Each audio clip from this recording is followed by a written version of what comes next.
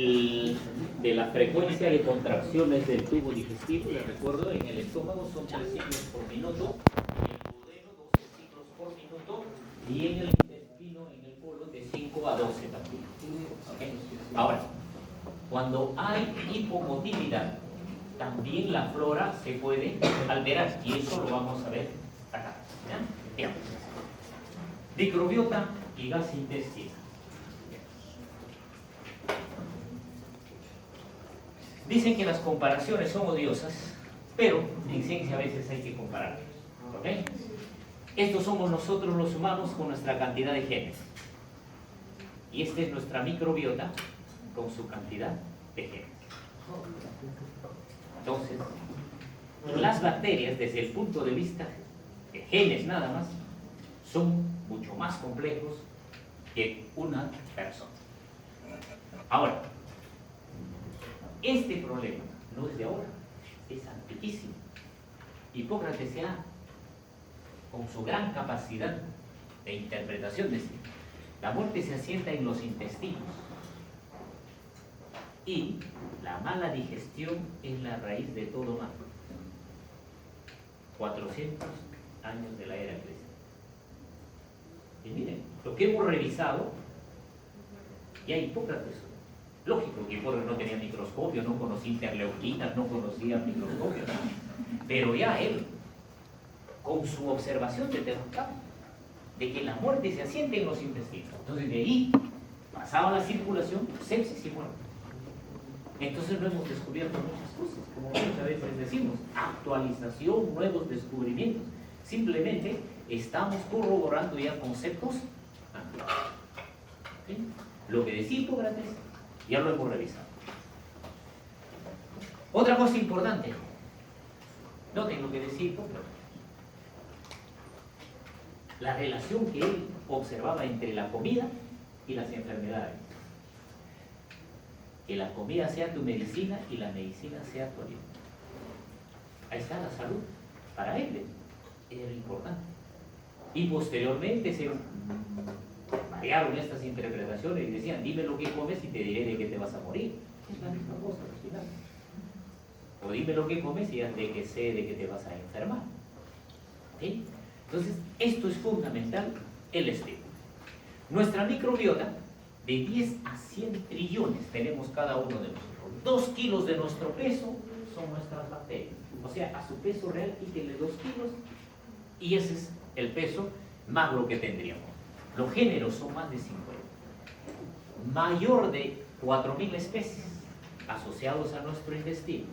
De estos 150 a 400 especies son individuales. Entonces, cada uno de nosotros podemos ser identificados como nuestra huella digital que no lo va a tener otra persona. Y esto hoy en día se utiliza en medicina legal. Cuando no encuentran sangre, no encuentran otras huellas, etc., pueden hacer el estudio de las bacterias y pueden determinar qué individuo corresponde a un tipo de. En eso somos inconfundibles. En futuro quizás, así como ahora nos identificamos con la huella digital, nos identificamos con el iris, dentro de poco, en la cibernética, pondrán un poco de heces en la pantalla y eso nos identificará. ¿Por qué? Porque somos individuales e únicos en este número de especies. La tecnología ya tiene un reto. ¿Está bien? Es un campo para explorar. Es importantísimo. Imagínense que a todos se identifiquen. A ver, dame una muestra de esas. ¿Quién eres? Fulano de tal. Las fotografías pasarán a la historia. En su país ya no pondrán sus fotografías, sino pondrán un gramo de heces. ¿Ok? Y los identificarán perfectamente. ¿Cuánto compartimos los humanos? Más o menos 60 especies. Y esto se dice es porque todos que pertenecemos a una comunidad estamos en contacto con los alimentos y esos alimentos nos van a generar ese tipo de especies bacterianas.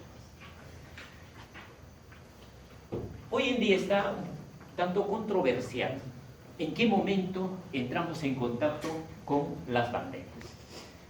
Los libros hasta hace 3 a 5 años decían de que el feto es estéril. Pero hoy en día con la tecnología se ha descubierto que ya no. Hay reportes que cada vez son mucho más contundentes de que el feto también está en contacto ya con un tipo de bacterias. ¿Hasta dónde hemos avanzado en el conocimiento? En las placentas de las madres se ha identificado una población bacteriana. Entonces, pareciera que el mecanismo de intercontacto entre las bacterias placentarias con el feto tiene un mecanismo que aún todavía no lo podemos explicar ni interpretar. Pero ya, desde la etapa fetal, nosotros estamos entrando en contacto con bacterias. ¿Okay? Ahora, dentro de los 3 primeros días aparece este grupo de bacterias. A los 4 o 5 días, a la semana y a los 3 años recién se establece la flora adulta. Entonces tenemos 3 años nosotros para educar, para modular nuestro tubo digestivo inmunológico que nos va a servir en todo spam de nuestra vida. Y luego ya no hay marcha atrás. ¿Por qué? Porque ya la memoria inmunológica está establecida. ¿Será una buena memoria inmunológica o será una deficiente memoria inmunológica? Por ello es clave los primeros años de vida cuando nace. ¿De qué está compuesto nuestra microbiota? De todos estos grupos de bacterias, los firmicutes y los bacteroidetes, que son los más importantes. Pero adicionalmente a esto, hay virus que también forman parte de nuestra microbiota. Hay hongos que forman parte de nuestra microbiota. ¿Ok? Incluso hay priones que son parte de nuestra microbiota. Pero recién los estamos estudiando. Recién estamos en bacterias, en hongos que conocemos algunos y recién se está viendo todo, cómo funciona, cómo interactúa en nuestra economía. Pero todo este mundo microbiológico tiene que ver mucho con nuestra fisiología. Noten, los bacteroides de 20 al 40%, los firmicutes de 60 al 80%. Son los más importantes desde el punto de vista fisiológico. Si vamos a los filos, acá tenemos los grandes 6 filos y las bacterias más importantes de nuestra microbiota. Las bacterias no solo lo tenemos en el tubo digestivo, lo tenemos en muchas partes de nuestro organismo. El orificio nasal, conducto auditivo externo, en el pelo, en la piel, en el pene, en la vagina, en el tracto digestivo, en el esófago. Y noten ustedes de que entre la vagina y el labio son muy parecidas la microbiota. Porque cuando nacemos, la primera microbiota que entramos en contacto es con la vagina. Y esa vagina se queda en la cavidad oral y luego va a ir poblando todo nuestro tubo digestivo hasta llegar a la forma adulta, que son los 3 años. Por ello, una madre que da a luz por vía vaginal, la vagina tiene que estar sin infección. Hagamos esa discriminación, porque dicen, yo nací por parto vaginal, pero ¿qué ocurrió? Esa vagina tenía algún problema de una vaginosis. Ese niño también ya tendrá trastornos. Entonces, el problema de salud madre-niño no solamente es un factor higiénico dietético, que se alimente bien, que su fierrito, que por acaso vitamina, etcétera, que la atención. No, es un problema de salud integral de la madre. ¿Okay? E incluso se ha visto de que muchas madres que previos al día del parto han estado tomando antibióticos van a modificar su flora y esa flora va a ser la que le van a transmitir a recién nacido. Por eso hay que darle todas las condiciones fisiológicas para que el parto sea de lo más natural. ¿Okay? Y no nos olvidemos que hay factores que pueden modificar que lo estamos haciendo.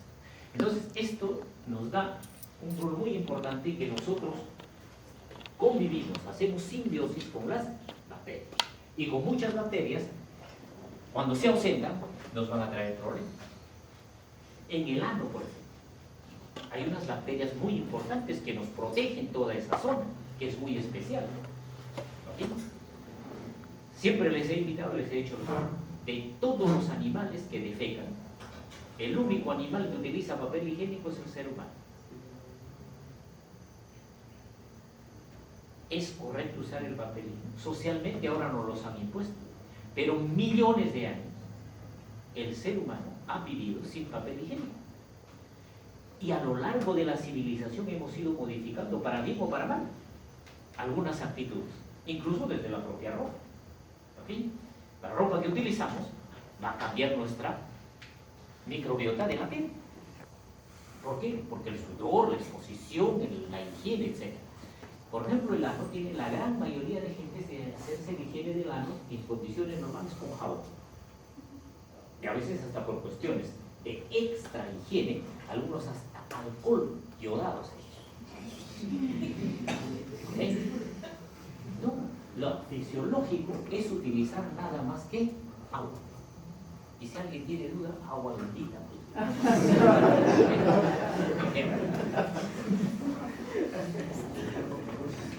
¿Cómo desarrolla nuestra microbiota intestinal? Ya hemos visto en el periodo natal, las 2 primeras semanas de vida se instauran y es fundamental la lactancia. Luego viene ya la otra fase en la cual la lactancia comienzan a darse alimentos progresivamente hasta que ya en la etapa escolar se ha constituido todo nuestro sistema en el adulto. Alguien dirá, pero mejor que tal si no tenemos bacterias, para evitarnos todo este problema. ¿Qué sucede cuando nuestro tubo digestivo estaría libre de bacterias? Noten, las placas de Peyer, pequeñas, inmaduras, los nódulos linfoideos mesentéricos no maduran, pequeñas cantidades de células plasmáticas, el proceso de quimiotaxis, todos los procesos de activación del tipo natural killer de los macrófagos estaría totalmente inhibido, linfocitos intestinales muy pocos y de igual manera las inmunoglobulinas. En cambio, cuando hay un ambiente contaminado, entre comillas, que vendría a ser la infección o reacción inflamatoria fisiológica, las placas de Peyer eficientes, buena calidad de linfocitos B, buena calidad de células plasmáticas, gran cantidad de anticuerpos y un buen desarrollo de nuestro sistema inmunológico. Pero el libre de organismos, de microbacterias en este caso, no solo afecta el tubo digestivo, ¿no? Tiene que ver con la temperatura, con los niveles de colesterol, tiene que ver con el gasto cardíaco, consumo de oxígeno, cómo está la pared intestinal, ¿okay? La degradación del moco, producción de gas. Entonces es sistémico, no es solamente local la respuesta, porque tiene que ver mucho, por ejemplo, con el peso del corazón, pulmones e hígado, una buena microbiota. Si tomamos gráficamente, acá tendríamos nosotros cómo son las glándulas, cómo está el tubo digestivo cuando está libre de bacterias. Estas placas de Peyer no los podemos ni identificar, todo inmadurez en todo el sistema linfático. Miren, estos ganglios totalmente pequeños, atróficos. ¿Bien? En cambio, si hay una buena cantidad de microbacterias, vean la respuesta inmunológica luminal contra esta dieta, que es bastante pobre. Una buena cantidad de defensas a nivel de lumen, una buena actividad de las placas de Peyer, ¿no? Que comparen unos con otros. El sistema linfático, vean, en condiciones naturales contra el libre de gérmenes. ¿Sí? Entonces, esto es importante, la calidad de estímulo de las bacterias. Pero no solamente la respuesta va a ser a nivel de la lámina propia, sino que también a nivel muscular, a nivel submucoso. Noten las poblaciones del sistema neuroentérico. Bien, acá tenemos uno que es convencional y acá tenemos uno libre de germen. Miren, acá la red de todo este sistema, contra esta red, ¿ven? Escasa cantidad del sistema neuroentérico, bacterias muy escasas, en cambio acá los circuitos muy bien establecidos. Acá no tenemos la capa muscular, también está bastante atrófica, no está muy sincrónica, muy desorganizada. Entonces tiene que ver también mucho con la motilidad. Y acá tenemos toda esta respuesta en condiciones fisiológicas va a activar el sistema neuroentérico. Ya hemos repetido que el sistema neuroentérico es el mini cerebro intestinal. Noten qué calidad de este modo. En cambio, cuando están libres de bacterias, ¿ven? Noten, se daña, comienza a dañarse el epitelio. No mantiene el tropismo y esto va a ser puerta de entrada para una respuesta inmunológica inadecuada y daño del sistema neuroentérico. Por tanto, las bacterias en nuestro organismo, ven que en el estómago es 10 a la 1, en el duodeno 10 a la 3, va aumentando a medida de que llegamos, y en el colon llegan a 10 a la 12 unidades formadores de colon. En el epitelio están buena cantidad de bacterias a todo lo largo de nuestro organismo, y acá vemos cómo va a evolucionar con la edad. al nacimiento, al primer año y cuando fallecemos. Esto lo vemos acá con mucho más detalle. Miren, estos tipos de bacterias, como desde el recién nacido, luego del destete, en edad preescolar, en adultos y en ancianos. De manera general, nuestra microbiota se va a mantener casi estable luego de que hemos adquirido ya la adultez. En los primeros años nada más hay un cambio muy importante que luego, durante toda nuestra existencia, nos va a acompañar. Acá tenemos en el estómago y los tipos de bacterias que van apareciendo. Cada vez se va poblando mayor cantidad a medida de que se van elevando las unidades formadoras de colonias. La lactancia materna es clave para que haya una buena calidad de bacterias y un buen sistema inmunológico. Entonces, cuando nosotros tenemos acceso a la lactancia materna, nuestra microbiota va a ser básicamente de tipo fermentativa. Vamos a producir muchos ácidos grasos de cadena corta. Vamos a tener un pH muy bajo, el de las heces. Y la leche materna tiene estas bondades. Vean ustedes, contiene, ¿no?, para neutralizar a las bacterias más de 200 oligosacáridos que van a ser considerados como prebióticos. Entonces, no es solamente la lactosa, etcétera, sino estos oligosacáridos que están en la lactancia materna y tienen que ver mucho con la respuesta inmunológica. Porque ya de por sí, entonces, la leche materna, a pesar de ser alimento, también es un pro o prebiótico. Los que se alimentan con leche maternizada tienen muchos bacteroides. ¿Noten? Su flora bacteriana cambia totalmente. En ellos hay más putrefacción, hay menos fermentación. Y esto cambia su pH. Y esto es desventajoso. A todo esto, la vía de nacimiento, hemos dicho, quienes nacen por parto vaginal tienen una flora más fisiológica. Quienes nacen por parto de cesárea van a tener una flora adulta muy temprana. Y esa flora adulta que adquiere el recién nacido por vía cesárea, primero es de la piel de la madre, en segundo lugar de la piel del cirujano y de quienes están alrededor de la sangre. Entonces, muchas cosas maduras entran en contacto rápidamente con un recién nacido por cesárea. En cambio, el por vía vaginal es una flora muy individual, madre e hijo. ¿Okay? Y las otras secundariamente quedan relegadas. Por tanto, para que haya equilibrio en nuestra microbiota, las bacterias de fermentación, de putrefacción, las que van a reducir los sulfatos y las metanógenas, toda esta población tiene que estar en equilibrio. Y otro factor, la capacidad de oxidorreducción y el pH. El pH en el estómago es ácido, noten la cantidad de bacterias que hay y el tipo de bacterias. ¿Por qué? Porque la irrigación en el estómago, como hay mayor cantidad de oxígeno, entonces muchas bacterias van a ser limitadas su crecimiento por el oxígeno. Noten en el intestino delgado, el pH cambia, ¿no? Y esto modifica la calidad de la flora. Noten el colon.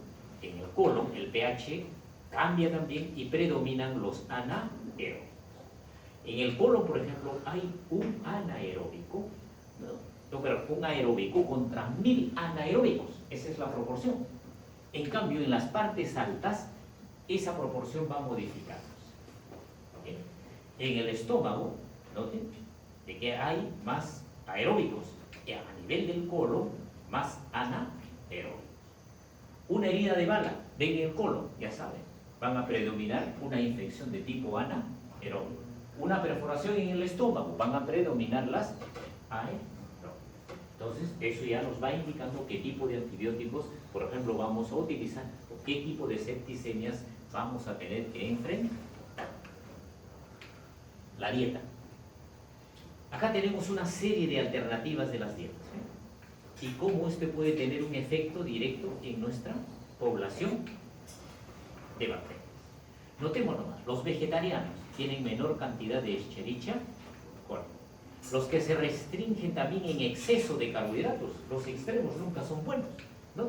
Se incrementan los bacteroides. Los que tienen altos en grasas, las bifidobacterias SP están muy disminuidas. Entonces, se cumple lo que decía Hipócrates. ¿Ok? Lo que comemos nos va a poner en riesgo. Eso es evidente. E incluso hay alimentos tan especiales como por ejemplo una dieta que es muy rica en triptofano, que nos van a dar como intermediarios a la triptamina, van a entrar en contacto con nuestro sistema, lo reconocen, se va a secretar, van a incrementar la secreción de colon y van a acelerar el tránsito intestinal. Entonces, una dieta rica en triptofano a las finales, por ejemplo, acelera el tracto gastrointestinal y aumenta la secreción. ¿Podemos manejarlo con dieta? ¿Hay medicamentos que remedan esto? Sí. ¿Okay? Bien. Por tanto, hoy en día, según el Organismo Mundial de la Salud, tenemos a disposición los probióticos, los prebióticos y los símbios. Y todos ingerimos estos de una u otra manera, en mayor o en menor proporción. Y cada uno de estos tendrá un objetivo determinado en estimular o en inhibir el crecimiento bacteriano. Se han estudiado 3 bacterias, por ejemplo, exponiéndolos a esta sustancia que es la inulina. ¿Sí? Acá vemos cuál era el porcentaje antes de darle la inulina, y esto es el porcentaje después de haberle dado 5 gramos. Por ejemplo, las bifidobacterias se incrementaron, los bacteroides con la inulina disminuyeron, el Clostridium también disminuyó. Entonces, individualmente cada sustancia que ingerimos va a determinar y va a favorecer el crecimiento de un grupo de bacterias y a la inhibición de otras bacterias. Los probióticos, los que son calificados probióticos, tienen un efecto inmunológico muy importante, acá lo tenemos, tienen un efecto también patogénico, acá vemos los probióticos, cómo van a actuar a nivel del sistema de defensa para protegernos pues, de estas bacterias que pueden alcanzar. Entonces, una dieta con probióticos puede neutralizar a pesar de que estamos exponiéndonos a una bacteria patógena. Con un alimento nos estamos protegiendo. Y ahí tienen todos los efectos de todas las dietas. Estas son las dietas donde vayan, ¿no? Acá hay una dieta mediterránea, una dieta americana, una dieta inglesa, japonesa del este, oeste, incluso de Uganda, incluso de India. ¿Qué tipo de bacterias van a predominar por el tipo de alimentación en estos lugares? Bien. Y estos son otros microorganismos probióticos. Tenemos hoy en día una gran cantidad de lactobacilos a los cuales se les ha estudiado y se les conoce perfectamente, ¿no? Y el efecto que pueden tener frente a sí mismo y a otras bacterias. Las bacterias tienen un metabolismo de todas las sustancias que nosotros hemos ingerido. Por ejemplo, endógenas, la bilis, van a formar de 15 a 20 sales biliares secundarias. Las proteínas van a formar el 25% de la urea, se va a sintetizar por origen proteico intestinal. Y en un día, esta es la cantidad del amonio que se va a producir. De los carbohidratos que no se han absorbido fisiológicamente, se van a formar estos ácidos grasos de cadena corta. El más importante fisiológicamente viene a ser el butigrano. Estos ácidos grasos de cadena corta van a favorecer, por ejemplo, el mecanismo de hidratación de las heces o absorción o secreción a nivel colon. ¿Okay? Las bacterias van a modificar muchos medicamentos. La digoxina, por ejemplo. Si a alguien le dan antibióticos más digoxina, la digoxina no va a tener el efecto terapéutico adecuado. Es necesaria una buena población de bacterias. Los que usan anticonceptivos orales. Recuerden que las hormonas femeninas tienen la circulación enterotal, ¿verdad? De la sangre van al hígado, van a la bilis, llegan al intestino, la microbiota los transforma para que se reabsorban y regresen a la circulación sanguínea. Si no hubiese una microbiota adecuada, ese estrógeno o progesterona que llegó al intestino no se reabsorbe, no regresa a la circulación sanguínea. ¿Y qué ocurre en la circulación sanguínea? El nivel de ese fármaco cae, y al caer el nivel de ese fármaco pierde su acción, por consiguiente perdió su capacidad de anticoncepción. Y muchas mujeres que resultaron embarazadas utilizando anticonceptivos dicen, pero yo nunca me he olvidado de tomar mis pastillas. Yo los tomo exactamente. ¿Qué puede haber ocurrido? En ese mes tomó un antibiótico, no le advirtieron que ese antibiótico podría disminuir el efecto de los anticonceptivos y tampoco le advirtieron de que debía utilizar otro mecanismo de protección.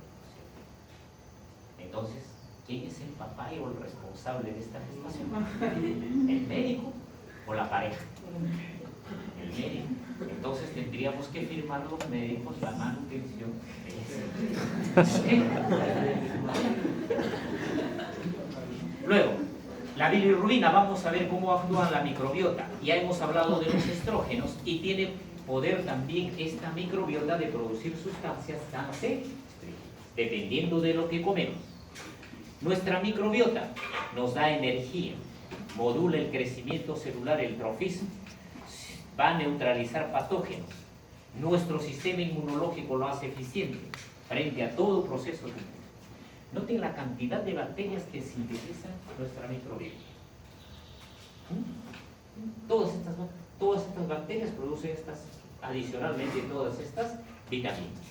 Va a sintetizar aminoácidos también, nos van a proveer de aminoácidos.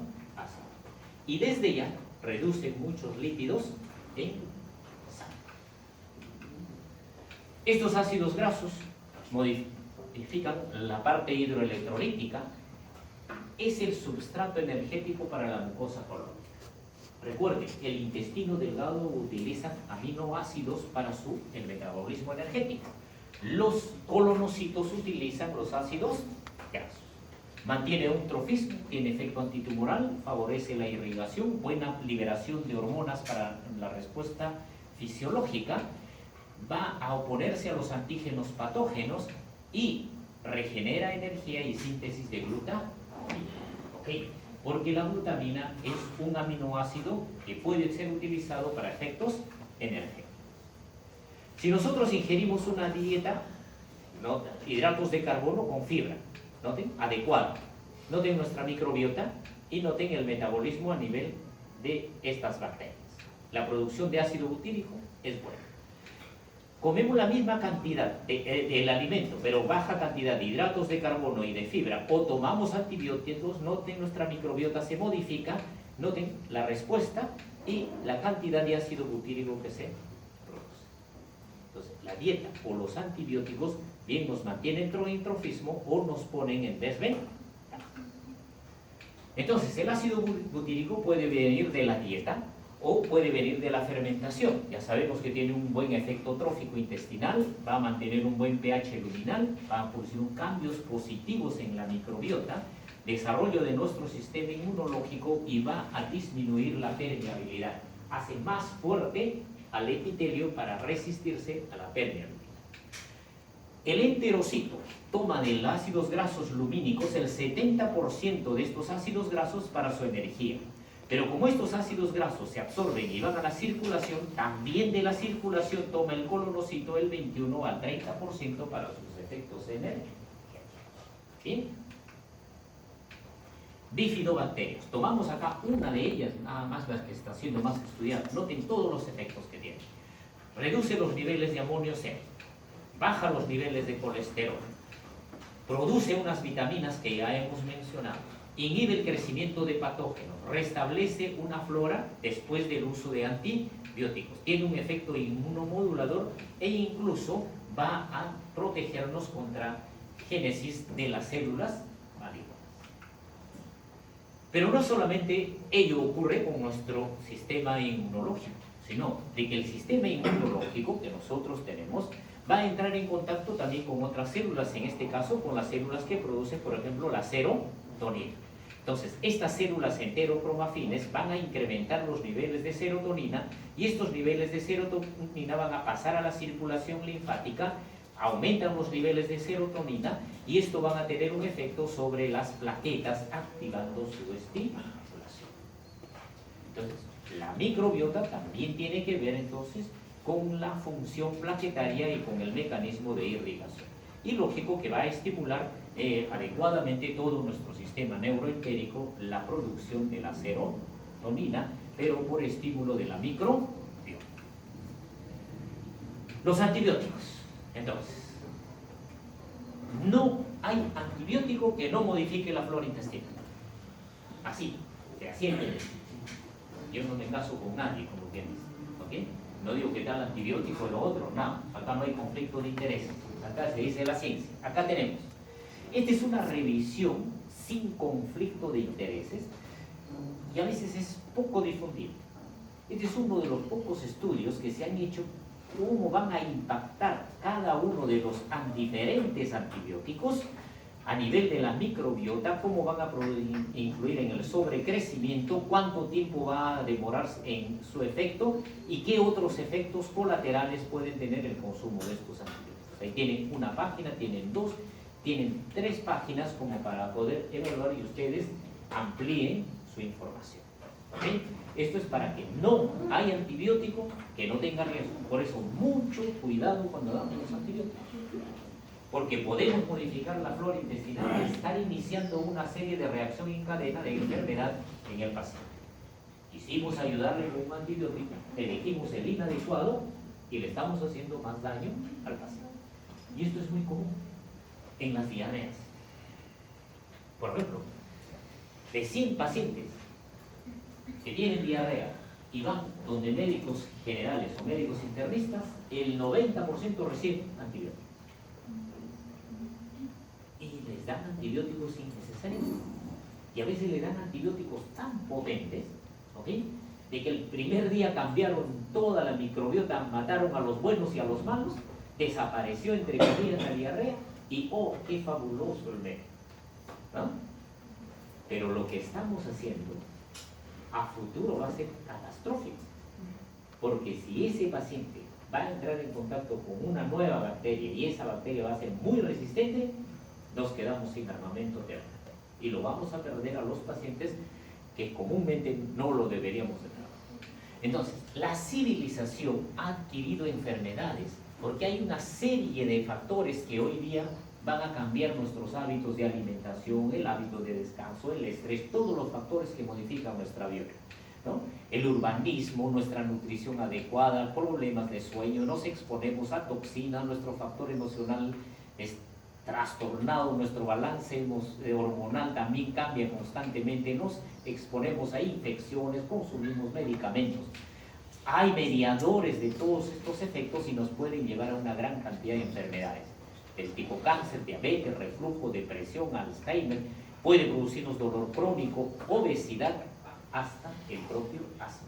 Hoy día se sabe que el asma tiene mucho que ver con la microbiota. Entonces, en condiciones saludables, nosotros estamos en la homeostasis, nuestra inmunidad adecuada, buen metabolismo, nuestro eje cerebro-intestino adecuado. Pero, ¿qué sucede en la disbiosis? Por una serie de enfermedades, todo nuestro sistema inmunológico se ve totalmente